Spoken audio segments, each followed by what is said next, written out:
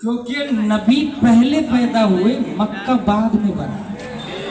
सुभान अल्लाह सुभान। अगर वो ये कहे नबी का नेटिव पैलेस मदीना है, दैट इज रिजेक्टेबल। मदीना बाद में बना, नबी पहले पैदा हो चुके हैं।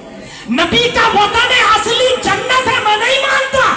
जन्नत बाद में बनी है, नबी पहले पैदा हो चुके हैं। नबी का वतन असली अर्श आज़म है, रिजेक्टेबल। क्योंकि अर्श आज़म बाद में बना, नबी पहले पैदा हो चुके हैं। गौर करेंगे तो इस नतीजे पर पहुंचेंगे, कायनात में कोई शय नहीं है। अल्लाह ने सबसे पहले हमारे नबी के नूर को पैदा किया है। फिर वो नूर रहता कहाँ था? जन्नत थी ही नहीं, आसमान था ही नहीं, जमीन थी ही नहीं, मक्का था ही नहीं, मदीना था ही नहीं, लामका था ही नहीं, कुछ भी नहीं था। तो सवाल होगा हमारे नबी रहते कहाँ थे? जवाब मिलेगा अल्लाह ने नबी के नूर को पैदा करके कुर्बे खास में रख लिया था।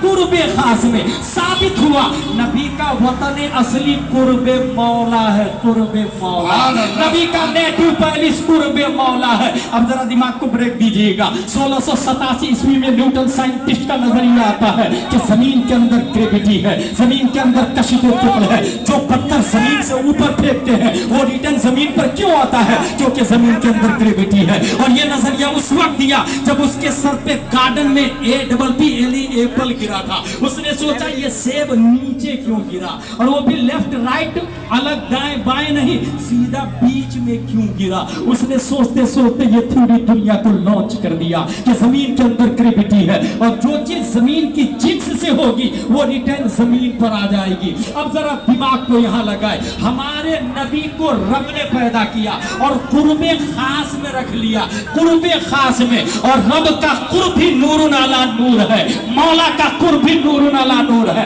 साबित हुआ नबी का वतन असली कुर्बे मौला है। जब कुर्बे मौला वतन असली है तो उस नबी को मक्के में 571 ईस्वी में पैदा होने में 9 महीने तो लग सकते हैं, मगर यही नबी जब मक्का से वतन असली को जाते हैं शबे मेराज में, तो 9 महीना नहीं लगा, 1 महीना नहीं लगा, 1 हफ्ता नहीं लगा, 1 दिन नहीं लगा, 1 सेकंड के कई टुकड़ों में, उससे भी कम में हमारे नबी गए, वापस आए। क्योंकि वजह ये है नबी का वतन असली कुर्बे मौला है।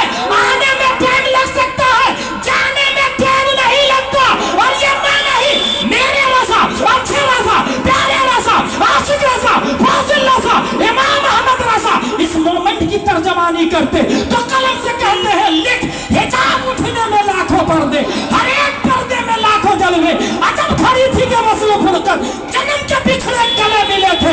वही है अव्वल, वही है आखिर, वही है साहिर, वही है बातिन।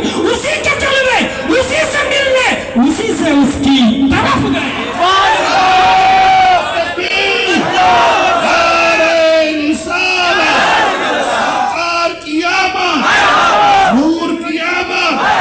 हुजूर की आमद, नारे तकबीर, नारे रिसालत, नारे गौसिया, फैज़ाने गरीब नवाज जिंदाबाद, सदके आला हज़रत जिंदाबाद।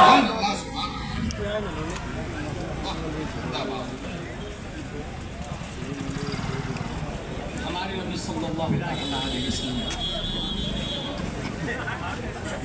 वजह तख्लीक़े कायनात, नबी के नूर से, इस पर पूरी मेरी ये तकरीर है बिग बैंग थ्योरी के नाम से।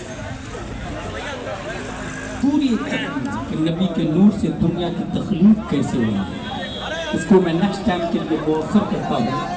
हुज़ूर सल्लल्लाहु तआला अलैहि वसल्लम की सबसे बड़ी ताकत और कुव्वत और नबी का सबसे बड़ा मौजिज़ा कुरान शरीफ। हुज़ूर सल्लल्लाहु तआला अलैहि वसल्लम का सबसे बड़ा मौजिज़ा। और जो शख्स कुरान शरीफ और हदीस शरीफ को पढ़ेगा वो हुज़ूर सल्लल्लाहु तआला अलैहि वसल्लम से बेपनाह मोहब्बत करता हुआ चलेगा। जितना ज़्यादा इल्म होगा उतनी ही ज़्यादा मोहब्बत होगी, और जब मोहब्बत नहीं होगी तो इल्म जितना ज़्यादा हो वो इब्लीस की तरफ माइल होगा, वो करीब चला जाएगा। मैं एक बात बता दूं मेरे भाई, इस वक्त बरेली शरीफ में मुफ्ती शमशाद साहब किबला ने एक तकरीर की कि इंसान दुनिया के किसी खित्ते का रहने वाला हो, जब तक मसलके आला हजरत को नहीं मानता ہم اسے پکا مسلمان ماننے کے لیے تیار ہیں. اس پر چیمی گوئیاں بہت زیادہ ہوئی مگر اس کو سمجھنے کی ضرورت ہے کہ یہ ہے کیا. ایکچولی مسلک اعلیٰ حضرت یہ امتیازی نام پہلے نہیں تھا. یہ نام کیونکہ اعلیٰ حضرت بعد میں پیدا ہوا. پہلے صرف اسلام. لیکن امام حسن بصری کے زمانے میں ایک دوسرا فرقہ آتا ہے معتزلہ, اور وہیں سے اہل سنت و جماعت کا نام, اور پھر اسلام کا نیا نام اہل سنت و جماعت. امام اعظم ابو حنیفہ کے زمانے میں اہل سنت و جماعت کی پہچان تھی حب الختمین, فضیلت الشیخین اور مسح علی الخفین. یہ اہل سنت و جماعت کی پہچان.